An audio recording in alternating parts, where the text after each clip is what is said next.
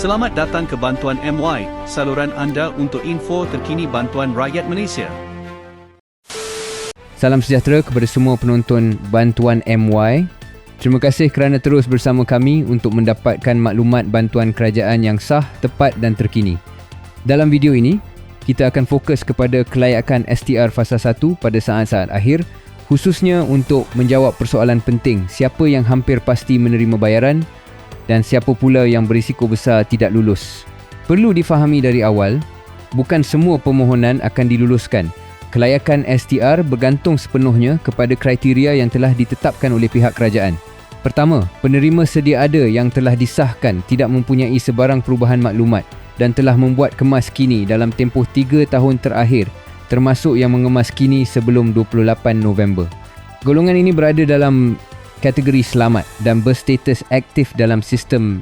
Kedua, warga emas tanpa pasangan. Selagi status perkahwinan tidak berubah dan umur melebihi 60 tahun, maklumat ini telah direkodkan secara automatik melalui JPN. Jika tiada perubahan pendapatan dan status, kelayakan biasanya kekal seperti tahun sebelumnya walaupun tanpa kemas kini. Seterusnya, kategori isi rumah yang tidak mengalami sebarang perubahan bilangan tanggungan masih sama, anak masih dalam had umur tanggungan dan pendapatan tidak berubah. Sama ada atau tiada kemas kini, golongan ini masih layak dipertimbangkan untuk bayaran fasa 1. Maklumat ini selari dengan penjelasan rasmi Pegawai Hasil Negeri bahawa kemas kini tidak diwajibkan sekiranya tiada perubahan maklumat. Sekarang kita beralih kepada golongan yang berisiko tinggi tidak menerima STR Fasa 1. Pertama, isi rumah dengan pendapatan gabungan suami dan isteri melebihi RM5,000 sebulan. Ini merupakan had maksimum kelayakan. Jika melepasi paras ini, permohonan dianggap gagal secara automatik dan tidak boleh dirayu atas faktor pendapatan. Kedua, pemohon yang terlalu lama tidak membuat kemas kini, khususnya melebihi 5 tahun. Walaupun maklumat dirasakan masih sama, sistem boleh menilai permohonan sebagai tidak aktif dan berisiko tinggi untuk gagal. Ketiga, pemohon yang mengemas kini maklumat selepas 29 November. Golongan ini tidak akan menerima bayaran fasa 1. Sekiranya lulus, bayaran hanya bermula pada fasa 2 dan tiada bayaran tertunggak untuk fasa 1. Seterusnya, individu yang langsung tidak membuat permohonan STR.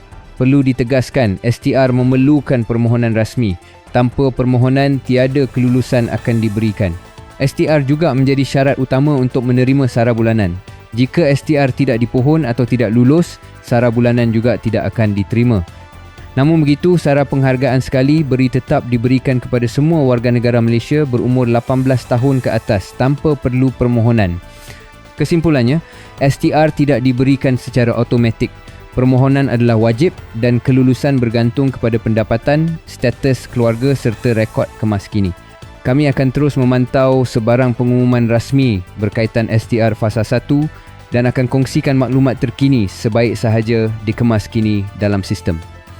Teruskan bersama Bantuan MY untuk info bantuan yang tepat dan berfakta.